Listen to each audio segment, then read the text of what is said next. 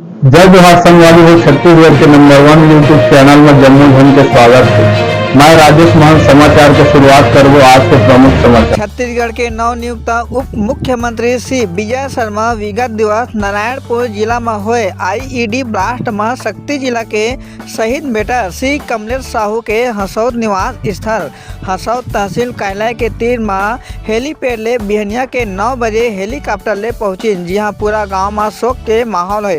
CG panchayat news ले राम कुमार मनहर की खास रिपोर्ट।